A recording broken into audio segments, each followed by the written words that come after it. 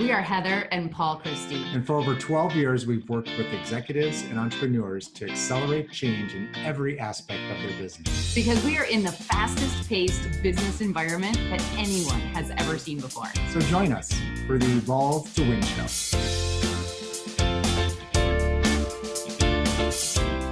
Hi, and welcome back to another Evolve to Win show with Heather and Paul. Hey, great to be with you today. So Heather, how is it? So we're talking about getting a promotion? Yeah, because who doesn't want a promotion? If you have been in your role for too long now and you really want to move up to that next role, we've got a surefire way. All right, tell us. Okay, so you got to get really, really excited about asking for and receiving feedback. Okay. Does that scare you? No, I think that's when I'm asking for feedback, hopefully I'm going to hear something that's not too bad and a lot of good stuff. Well, okay. So that's good. I'm glad that you're in that mindset. Most people, I think, are probably scared to death to ask for feedback. And think about this. Like, how often are you asking for feedback? That's my first question. So let me just ask you, how often do you ask for feedback? I probably don't ask enough for feedback. Although in our business, we do a fair amount of what we've talked about before, our like, best, and next times. And the way that works is you're talking about the wins or the things that you really liked about whatever you had just done. And then also, what could you do better next time, which is just another way of saying, what was the feedback that you could receive from that. Yeah. All right. So that is a system that you've probably heard. If you've ever heard us before on our Evolve to Win show, you've heard us talk about the LBNT. Again, stands for like, best, next time. It is a fantastic method of getting feedback. And a lot of executives who we work with have actually taken that methodology and put it in place with their teams, where they're doing it on a regular basis. Every time they have a team meeting, every time they have a project that's completed, every time they have a presentation that's given. So you look for different areas within the business where you can actually reflect on what's just been done. And that method of reflection is really good because you're looking for, okay, what was really good? What did we like? And if we could do it all over, what would we do differently or better next time? So that's an awesome way to do it. But think about this. As an individual, most people, when they ask for feedback, if they ask for feedback, they ask for it the wrong way. They say something like this. So how do you think that went today? How do you think I did today? Mm-hmm. What did I miss? Mm-hmm. Now, one of the challenges of asking for feedback in that way is that if you have people who report to you, let's just say you're the boss, and at the end of a meeting, you're like, hey, how did I do? How did that go? You are essentially sort of soliciting people to go, oh my God, it was a great job. You did a great job. That was awesome. I think you nailed it, right? So you're not going to get authentic feedback? You're very, very unlikely to get authentic feedback. There's actually only one behavioral style out of all of them who will be straight and direct with you. Mm-hmm. And they're going to be straight and direct with you whether you ask for feedback or not, mm-hmm. most likely. But just kind of depends on where they are in the pecking order, right? But if you say, what did I miss? As an example, like let's just say that we had this meeting with a really important client and you walk out of it and you're like, hey, so what did I miss there? The challenge with asking something like that is you're putting your direct report in a position of needing to give you some sort of critical feedback. Mm-hmm. So that's not comfortable. And a lot of people will absolutely freeze when put in that position because they feel like they need to answer your question, but they're really stressed out because now they have to give some negative feedback, and that's not really what they want to do. Okay, so I tend to be a huge fan of Marshall Goldsmith when it comes to giving and receiving feedback. Who is Marshall Goldsmith? Oh, thanks for asking. Marshall Goldsmith is an executive coach who is just extraordinary. So he has written a number of different books. I think his most recent one is called Triggers. But he's the one who wrote What Got You Here Won't Get You There. Mm-hmm. So Marshall Goldsmith is an executive coach who I've trained under.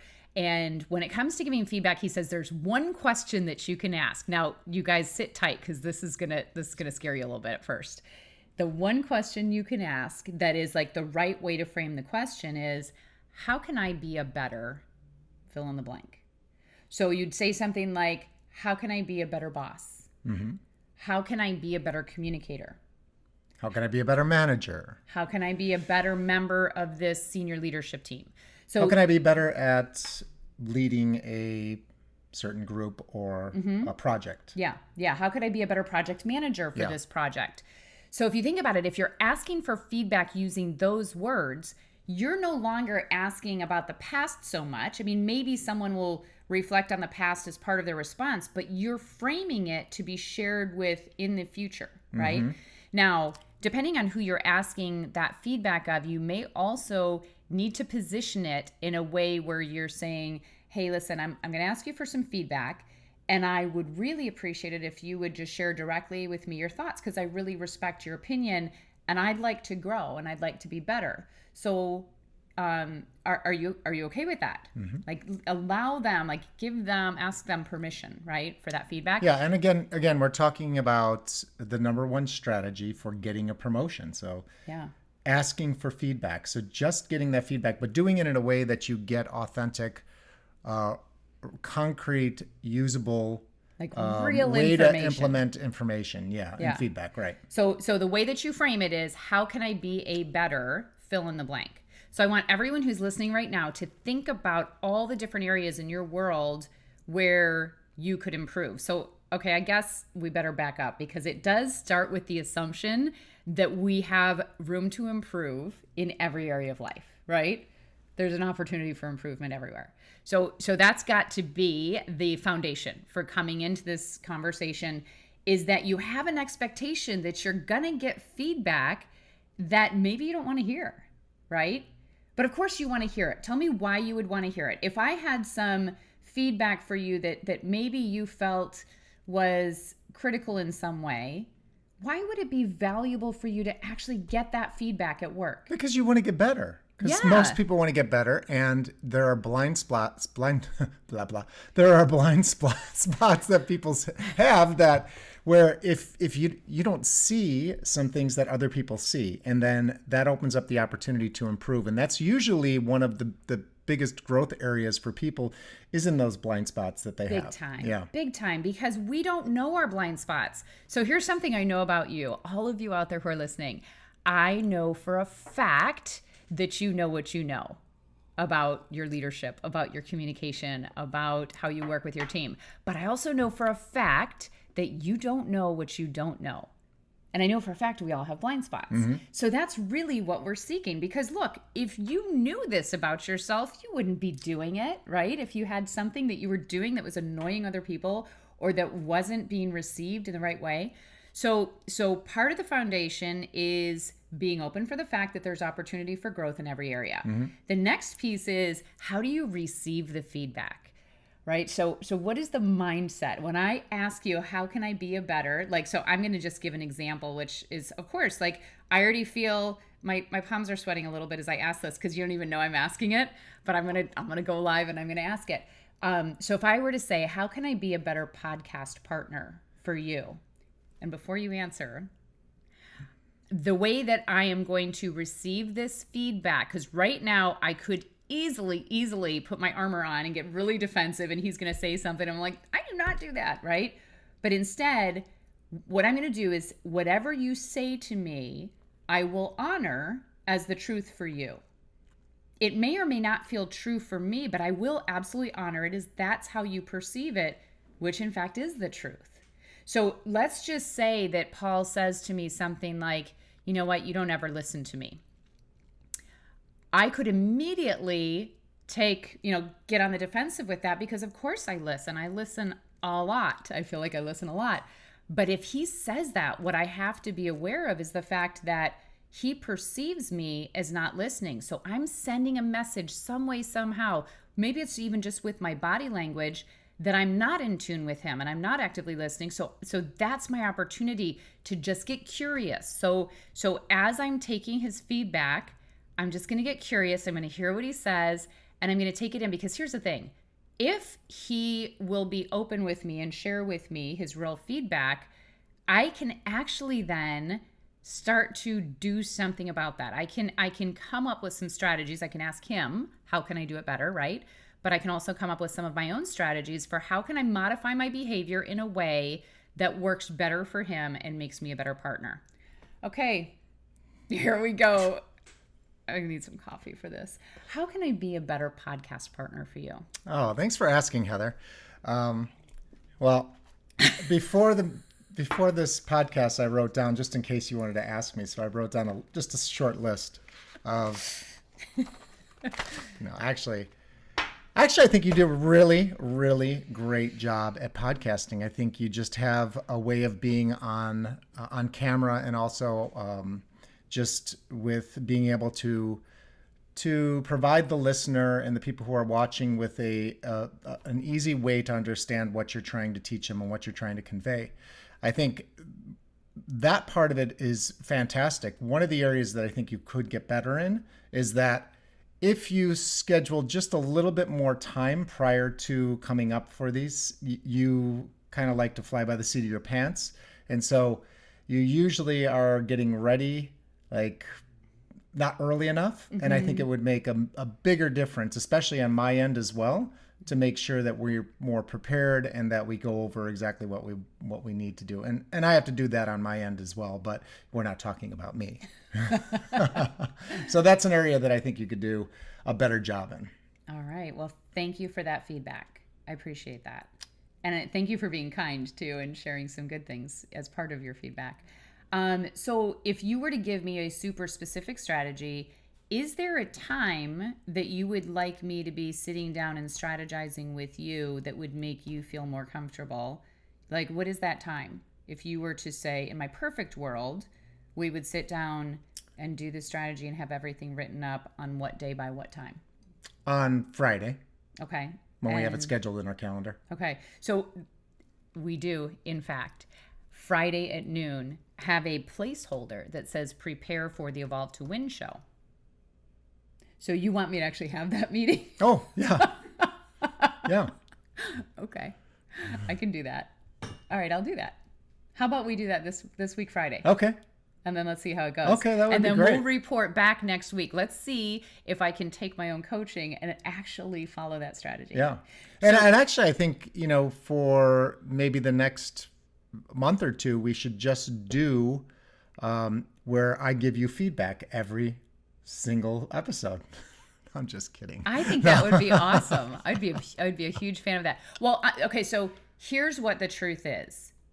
Assuming that I actually take this on, which I will, I'm committing to all of you that I will, and then I do what's outside of my natural style, and I actually take the time, I slow down long enough to truly prepare at a level that makes you comfortable. Because I do a lot of preparation. The thing is, I'm a really independent kind of thinker. So I don't always share what's on my mind with Paul until just before the event. So to him, it looks like I'm flying by the seat of my pants. But meanwhile, I've been going over this in my head quite a bit. What I need to do, because that style works for me and not you, I need to actually include you in what I'm thinking, which, considering we're doing this together, is probably a great strategy. And I think about how valuable that would be for us, for our listeners, just in general, because I have the feeling that we would bring an even higher level of value. Yeah, for sure.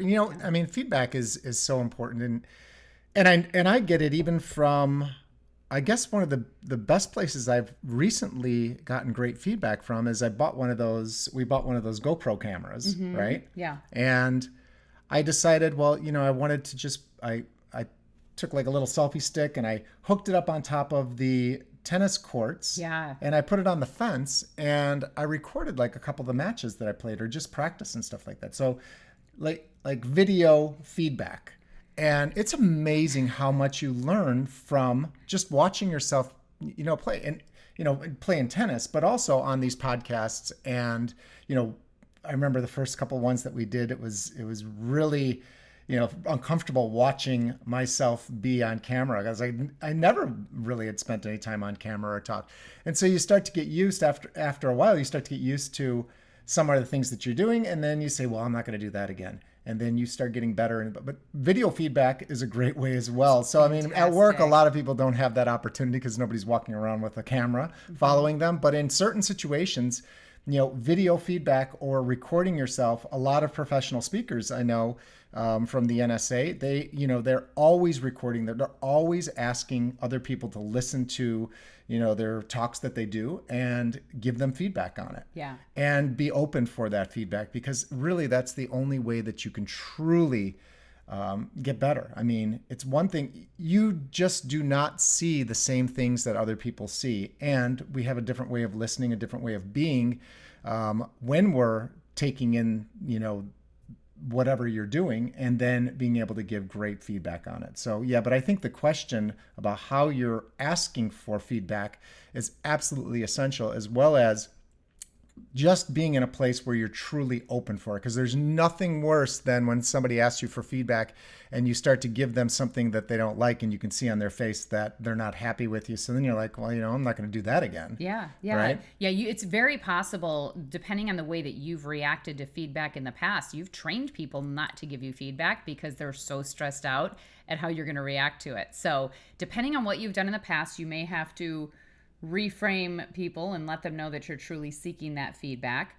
And again, the best way to ask it is, how can I be a better? Now, are you ready for the bonus program? You ready for the bonus program? Let's hear it. So the bonus program is you can start getting good practice on learning to love feedback by using this at home. So as an example, I will challenge each and every one of you out there tonight to choose somebody very close to you, like your spouse or your child or one of your parents or siblings, but somebody who's really close to you, and say to them this evening over dinner, how can I be a better spouse? How can I be a better wife or husband? How can I be a better mother or father? How can I be a better cook in the kitchen? If you were to ask me that, I would say just make more reservations. We're not talking about my cooking. I don't do cooking on purpose. You know that. You married me knowing me I didn't cook, right? Yes, but I agree. I would make more reservations and not meals. But yeah, so what would that look like if you went home this evening and if you're married, you said, how could I be a better wife? How could I be a better husband? Like, honestly, I'm wondering, for how many of you does that scare you right now to think about, oh my gosh, I'm afraid of what I'm going to hear. And yet it could be one of the most powerful conversations you have and one of the most important relationships that you have in your life. And wouldn't it be great to hear what your spouse thinks and how you could, be a better support for them or just be a better partner? So I challenge you to do that. I would love to hear your feedback. For any of you who actually take that on, please share with us what you get back and how does it change your world? Because again, step one is asking the question. Step two is actually being open to receive. As Marshall would say, you only have 2 words in response to the feedback. 2 words and 2 words only. And they are, thank you. That's it. So it's not trying to share with someone why you do what you do, or no, I don't do it this way, or, oh, but you got, like, don't even go there. Whatever they say, just take it in, take it in, take it in. Say thank you. Now, yeah, isn't it the worst when somebody starts to defend? Joel wrote in here that over the weekend he was giving somebody feedback, I guess, that asked for it, and the person got pretty upset about it. I mean, come on, then you got to be ready. If you're asking for feedback and you hear something you don't like, you just got to walk away from it and just take it in. Yeah, just say thank you. And you know what? If it brings up emotion, that's okay. Just hold your emotion in, right? Like, allow it to be what it is. It's perfect. But please, just take it in. Say thank you. And because honestly, it's a gift. It is a gift when someone is willing to be direct with you. What's really interesting is I ask my clients all the time, would you rather have people be direct with you, or would you rather that they keep it inside and not tell you? And I've never had somebody say, oh, I wish people wouldn't tell me. We want people to be direct, and yet most of us are unwilling to be direct with others.